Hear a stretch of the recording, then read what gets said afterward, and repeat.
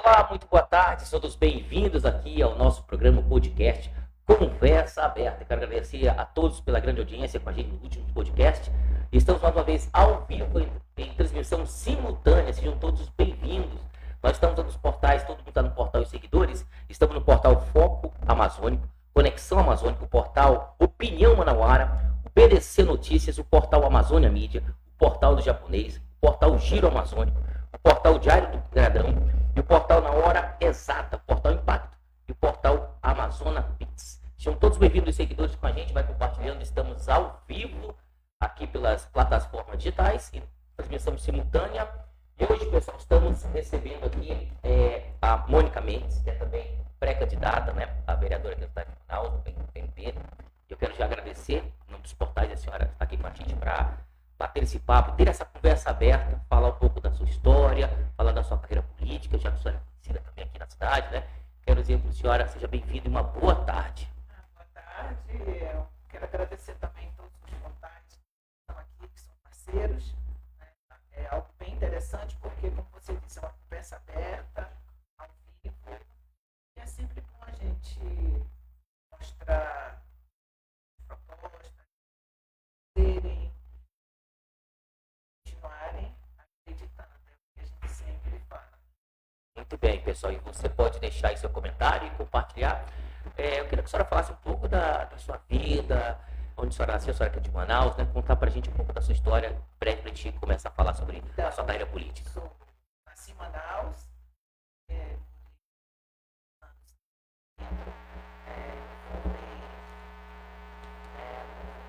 escolar Barão do Rio Branco, a idade aqui na Universidade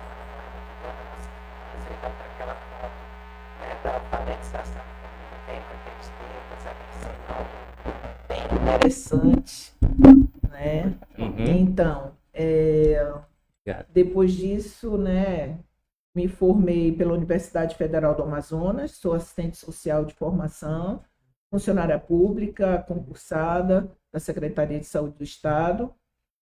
Tive a grata honra, né, de acompanhar o governador Amazonino Mendes por uns longos mais de 30 anos, né, participei de vários programas, implantação de vários programas da área da assistência social e que nos habilitou a pensar exatamente nisso, né, de continuar acreditando, continuar sonhando, que é algo que nos direciona isso, é algo que antes dele ir embora desse planeta, da Terra, né, com dever cumprido, mais do que cumprido, a gente sabe disso, ao longo da vida pública, né, do governador amazonino, que o sonho é que nos leva para frente. Se a gente realmente for somente usar a razão, a gente não segue adiante.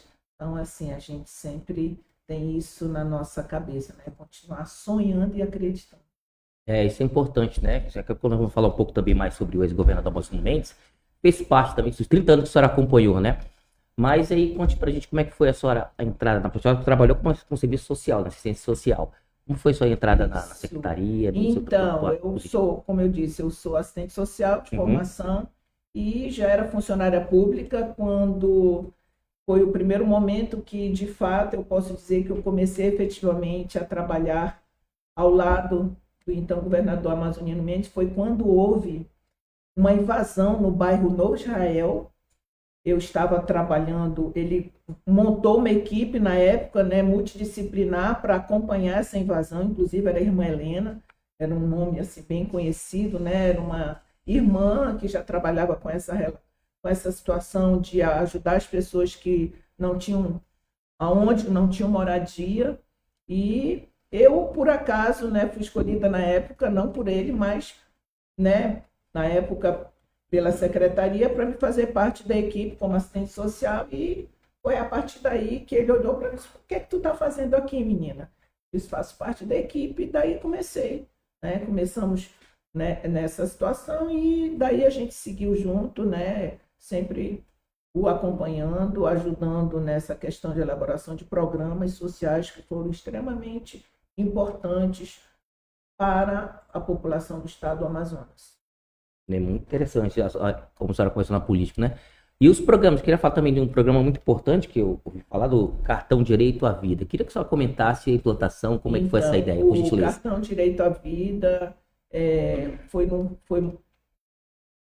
construído numa época, né, de uma necessidade aqui que as pessoas estavam precisando e foi implantado. A gente ajudou na elaboração, junto que na época era o padre Danival, que hoje é pároco lá na Raiz, de uma igreja católica, e a gente participou junto com ele na elaboração, identificação, perfil das famílias que iriam ser atendidas.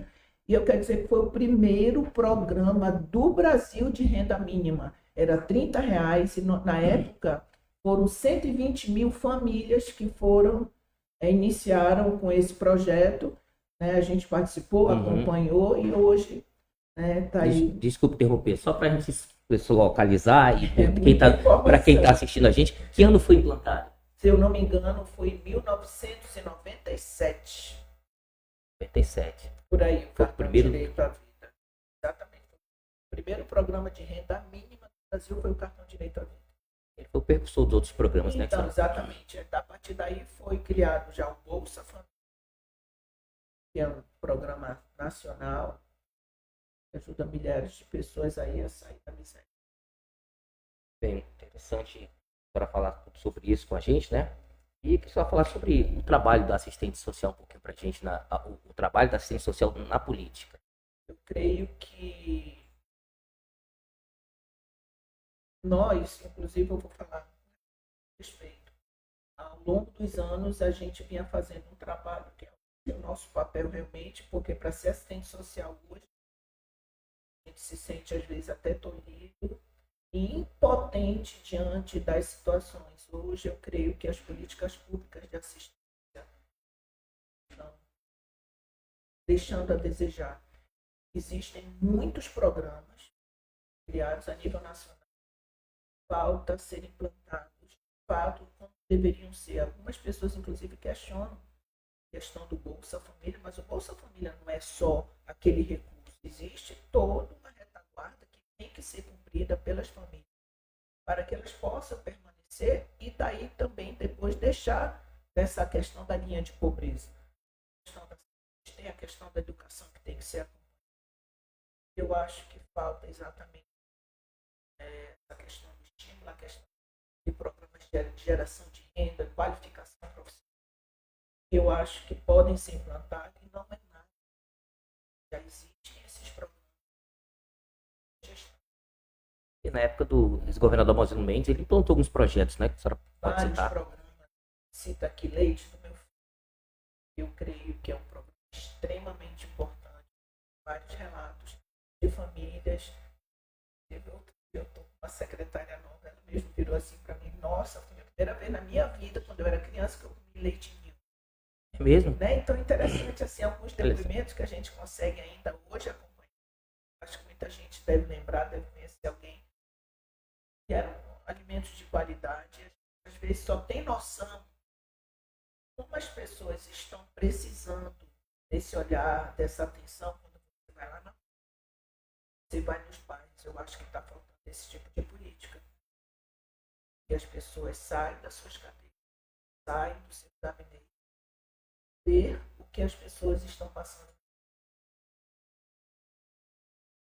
Eu vejo que quando a senhora fala desses projetos, desses programas, a senhora fala com emoção, né? Só vejo a senhora se emocionando. É porque, assim, nós participamos, nós ajudamos a implantar. A gente sabe, é difícil sim, mas é tudo uma questão de boa vontade. É como a senhora falou, estava comentando. Então agora os políticos ficam só nos gabinetes, né? E a senhora acha que as redes sociais deveriam facilitar as campanhas? Hoje os políticos não vão na comunidade. É mais Instagram, pede mais seguidores do que eleitores. E seguidores viram eleitores. Como é que a senhora vê essa questão? Então, eu acho que a população, o povo, ele está despertando. Pelo menos é o que eu sinto. Eu vou na cidade, converso com as pessoas. A população, ela sempre fala agora assim: não quero mais saber de política. Mas é o que eu coloco: você faz política, todos os dias. Você precisa da política quando você tem transporte coletivo, porque as pessoas têm que saber que aquilo é um serviço, é uma concessão. Mas nós pagamos pelo serviço. Eu até faço uma pergunta que ontem, inclusive, uma pessoa virou para mim e disse: eu tenho até receio de estar pegando ali nas cadeiras, no ônibus. Quantas vezes você já viu um coletivo que anda ser higienizado? Vocês já pensaram nisso? A gente devia exigir. Nós estamos pagando pelo serviço. Por que eu vou estar dando mau cheiro? Ele não é sequer lavado. Você não tem, quando você tem um carro, você não lava seu carro. Por que não? De vez em quando, as empresas que eu disse é concessão do município, da prefeitura, eles não são obrigados, não existe uma fiscalização para que esses sejam pelo menos higienizados. Que a gente possa sentar com o povo mais idosa para o seu filho. A gente, algo que realmente você nem ouve falar. São coisas simples, como eu disse, que estão aí, que podem ser feitas, podem ser cobradas, né, da pessoa que tem a concessão. Você não ouve ninguém falando. Fora a questão da saúde, que as pessoas não têm acesso aos serviços básicos, que é obrigação do município. Verdade, antes da senhora tocar da saúde, voltando a você vê também os ônibus antigos, ônibus sem manutenção, né? Se a gente fala de utilização, mas é a frota nova de ônibus, a gente vê Manaus cresceu, bairros cresceram, existe bairros ainda que ainda não tem, na verdade, coletivos que vão buscar pessoas usando. Exatamente. Como é que a senhora vê a solução para isso? A senhora vê? Você acompanha, se você for ali, principalmente zona leste, que é uma população extremamente grande, né? O número de pessoas, principalmente zona norte, que é onde realmente está crescendo. Você vê final de tarde e de manhã cedo, você é só ir nos terminais, é olho vistos. Você vê nos terminais milhares de pessoas tendo que trabalhar. Às vezes, eu tenho um funcionário, que eu tenho uma empresa, uma loja, tem um garoto que ele mora no Zumbi, ele mesmo me diz: Dona Mônica, sai às 5 horas da manhã, para não chegar atrasada aqui. Porque se eu não, é pouco o transporte coletivo nesses horários de fluxo, se você não vê um aumento significativo da frota, para que possa atender a contenta a população que é usuária do transporte. É importante esses pontos quando a gente fala de transporte coletivo, as novas plataformas, né? Ônibus BRT. Fora a gente nem comenta os abrigos, né? Que principalmente aqui, às vezes no centro você vê uns abrigos arrumados, mais confortáveis, mas você não consegue ver isso nas áreas mais periféricas. Por isso que eu disse, falta, né, as pessoas que foram eleitas, né, os vereadores, saem dos seus gabinetes e vão lá para ver realmente o que é que as pessoas estão precisando. Não simplesmente estar com o celular numa rede social e achar, ver pelo mapa, para identificar onde é o Zumbi, onde é o Jorge Teixeira, onde é o Nova Vitória, onde é o Lagoa Azul. Né? Então, aí é meio difícil. Agora é difícil você ir lá na ponta, conversar e olhar o olho. Eu acho que hoje o que está faltando é a política, olho, para que as pessoas olhem para você com fim e acreditem. Não só aquela foto bonitinha, arrumadinho, aquele videozinho engraçado que eu faço na rede social, e a pessoa vai comprar de quem depois? Não tem de quem cobrar. Se eu fizer uma pergunta, eu vou até deixar isso no ar, que é algo interessante. Você lembra qual vereador você elegeu na última eleição? Eu faço essa pergunta. Acho que 90%. É importante essa pergunta, né? E é essa pergunta aí que a pessoa vai lembrar. É porque acho que a população também pensa assim: eu voto porque eu sou obrigado a isso. Porque senão, se não fosse obrigado, não iria. Por isso que às vezes as pessoas. Eu creio que vocês, né? os portais, podem ajudar bastante nessa próxima eleição. Que as pessoas reflitam, analisem que aquele candidato que você está escolhendo, ele vai ajudar a administrar a cidade que você mora, seu filho estuda, trabalha, vai ajudar o transporte coletivo que você utiliza, a creche que não tem, que é uma questão de sorte, ser mãe, né? Funcionárias mulheres, né? A minha empresa permite que às vezes, porque eles não têm que deixar as crianças para Até um tempo que eu queria perguntar para a senhora, que as creches de Manaus, não vejo, né? Difícil a gente... Olha, eu vou dar um grande exemplo, eu vou fazer uma comparação bem pequena aqui. Boa Vista tem 53 creches. Boa Vista. Manaus tem 21 creches. Você imagina isso? Boa Vista, 53 creches. Capital de Roraima, não é isso? E Manaus, 28 creches. Então, é uma questão. Como é que se explica isso, né? Ganhar na loteria uma mãe que consegue vaga na creche, porque você sabe que hoje, até pela vida que nós temos, né? Pelas dificuldades, hoje as mulheres, na sua maioria, são que sustentam a casa. Então, assim, elas ajudam na renda familiar. E nós não temos mais, como era antigamente, que você tinha um vizinho, um parente que ficava com seu filho para você poder ir trabalhar para ajudar, né, nas despesas da casa. Não tem mais essa facilidade como tinham antes. Então elas são obrigadas a ir trabalhar, vai deixar os filhos com quem? Aí começa um processo muito grande. As crianças passam o dia sozinhas, não tem referência, né, e acontece vários fatores aí, fora a questão da violência, né, que acontece exatamente por causa dessa questão da pré-escola. Eu acho que deveria ser uma prioridade, como eu já disse, a questão de orçamento, né, de priorizar a questão da educação. Eu sempre falo que, para mim, a educação é a chave para tudo. Perfeito. Bem, agora eu queria falar com a senhora o tema saúde, que a gente estava comentando, acabei interrompendo para voltar para o transporte público, para falar sobre a saúde. Como está a senhora vê a saúde em Manaus hoje?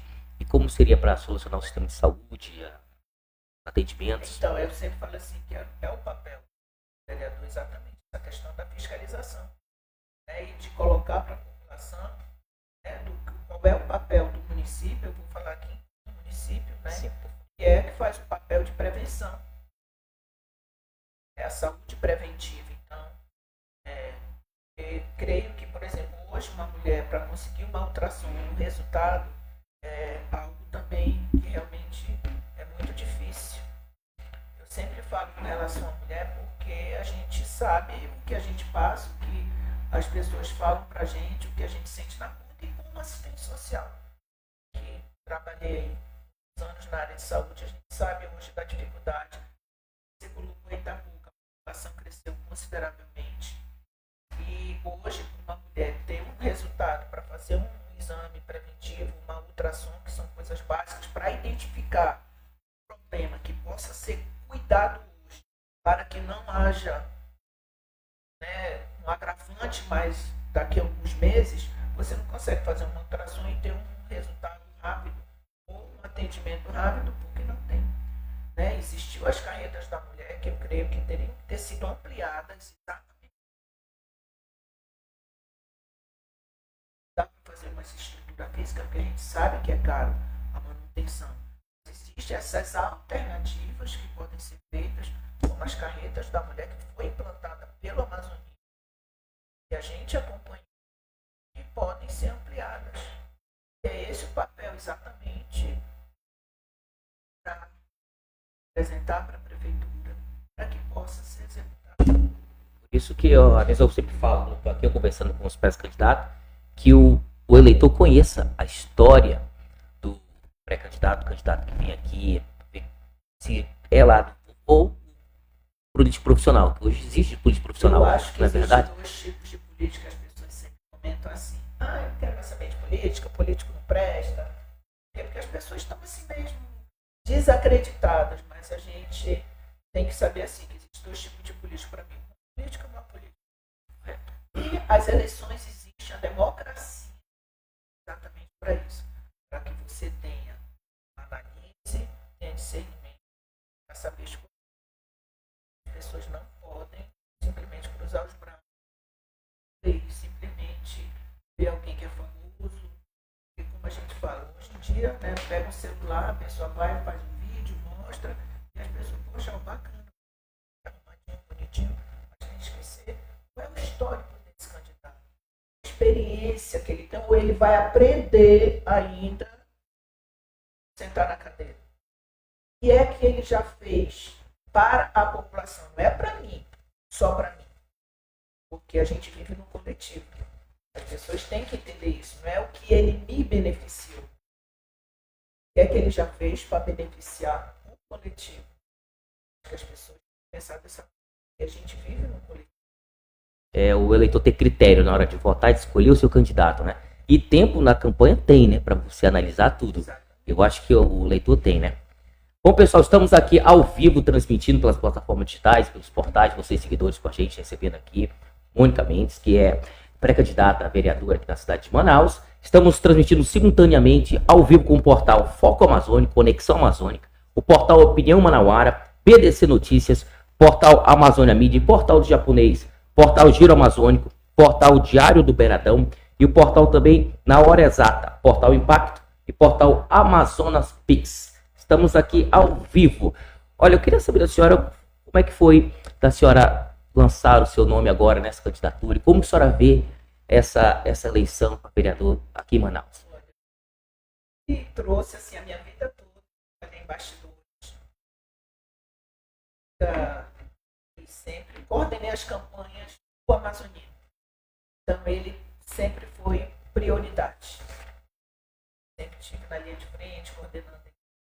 Exatamente até para a gente conhecer as bases, né, o anseio das pessoas. E é o primeiro ano sem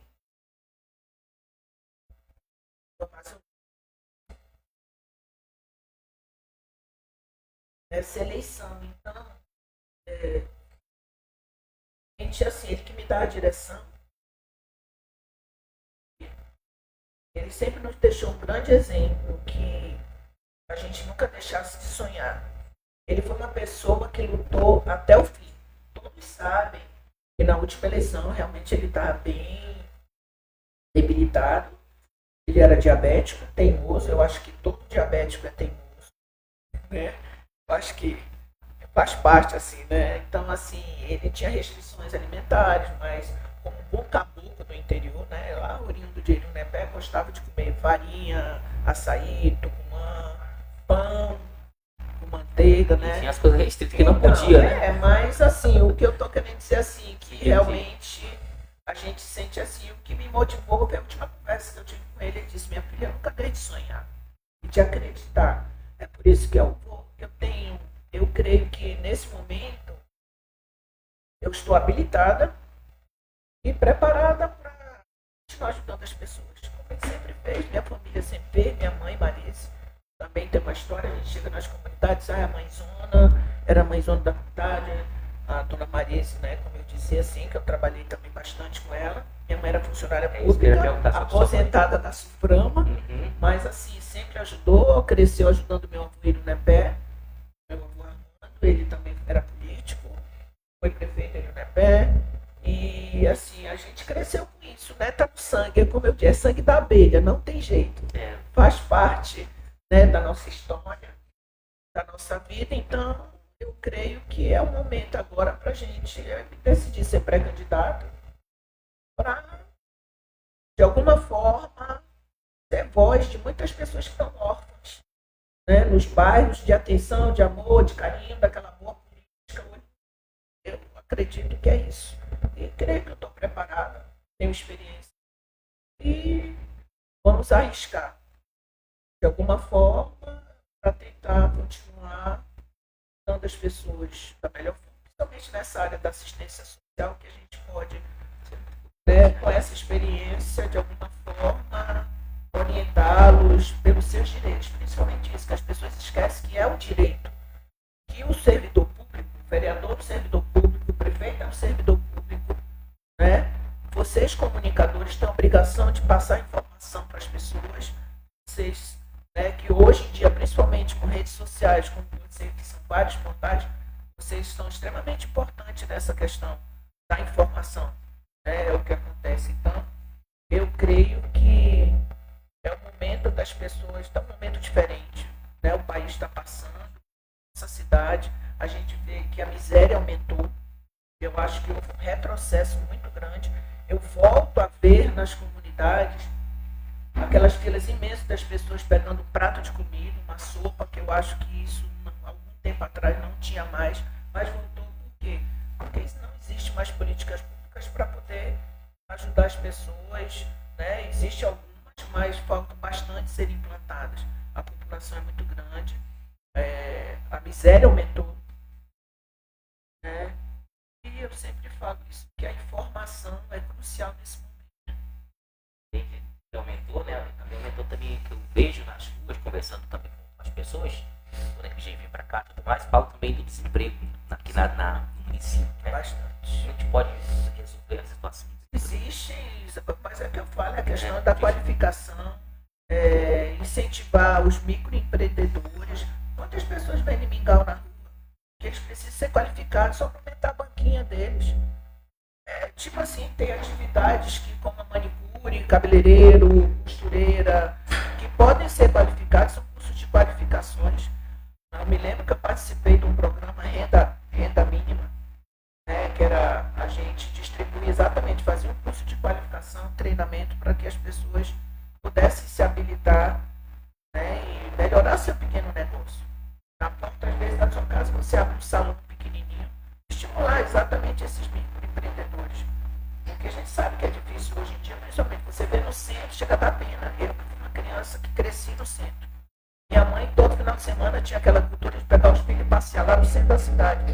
Eu sou da época da Lobras. Muita gente aqui vai lembrar da Lobras. Uma loja grande, né, de departamento que existia no centro da cidade para fazer as compras. 7 de setembro. Era Eduardo Ribeiro com 7 de setembro. Não sei nem o que é para hoje lá. Mas assim, eu estou falando que a gente estava acostumado a ir no centro, que era fervir o centro da cidade. Quantos empregos tinha o centro da cidade? Então, eu acho que o centro é um reflexo de quando a cidade está crescendo e está ficando abandonada, aquele pedaço ali gerou tanto emprego, renda, né? Você tira a história da cidade pelo que as pessoas, né, dão assistência para o centro da cidade, onde é realmente o comércio municipal. E eu acho que está faltando exatamente isso, esse olhar para poder incentivar aquelas pessoas que estão ali ainda tentando sobreviver. Eu vejo quando a senhora fala do centro, me lembra muito de Manaus, é uma cidade turística, época da borracha, sabe? A senhora fala do tema de turismo, qualificação de museus, esse tipo de coisa que a senhora vê ali em centro. Então, é das praças. Não é muito difícil, dá incentivo, existem impostos que podem ser avaliados, né, para poder incentivar que o comerciante retome. E tem a questão da segurança, que isso daí muita gente já vê em rede social, as pessoas debatendo com relação principalmente à igreja dos remédios. E a entrada da cidade, tem uns lixos chegam ali com os barcos, que eu acho que é uma vista tão linda. Se você ficar ali na Praça da Saudade e olhar para frente, você vê o rio. E aqueles barcos, né, uma vista extremamente maravilhosa, mas você não se sente mais seguro ali. E tem um programa do governo federal que Manaus já se habilitou exatamente para trabalhar esses hábitos de rua. Você passa nos sinais, são cenas estarrecedoras que você vê aquelas senhoras, principalmente, aquele grupo de crianças, no sol de meio-dia, 2 horas da tarde, expondo aquelas crianças, acontece um tipo de risco. E existe programa de resgate, tem a central de resgate, que fala da cuidado, atendimento, casas de apoio para que essas famílias sejam direcionadas. Na sua maioria são pessoas que vieram de fora, mas não é só pessoas que vieram também da gente que vem do estado que estão vindo em busca, né, de um apoio aqui na capital, que é Portugal. Mas eu creio que isso faz parte da questão do turismo da nossa cidade, né? Você vai pegar também no centro, você vai visitar a cidade, você vai visitar o centro histórico. As capitais, realmente você vai fazer isso. É que você vai ver a história daquela cidade. Infelizmente, hoje nós não podemos ter o centro apresentável. Desde a última vez que foi feita, o Império Brava, acompanhei assim, que ele sonhava com o centro da cidade, exatamente por isso que a missão era essa, né, de usar o histórico da cidade, exatamente a você incentivar quando o turista vem para Manaus, ele tem que sair de barco. Eles querem ver como é que a vida aqui no nosso país geralmente é ali na beira, né? Eles chamam de mercado, exatamente. E é exatamente o foco de exatamente esses adultos de hoje, as pessoas que a gente fala na saúde, infelizmente, né? E se a gente fechar os olhos, vai ficar muito. São Paulo parece que perdeu o olho, exatamente. Perdeu as crianças mais velhas. Isso é exatamente. E aí, né, a gente estava falando de mercado, a gente também acessa os cruzeiros, uma roda de cruzeiros, os atores de crianças que vêm, né? As pessoas geralmente não você mesmo decorar aquelas cenas aqui, os prédios abandonados, né? Aquelas casas antigas, aqueles comércios antigos, que era passado de pai para filho, hoje eles estão fechando a porta por questão de segurança. Isso, né, dá para ter, eu sempre falo assim, foi uma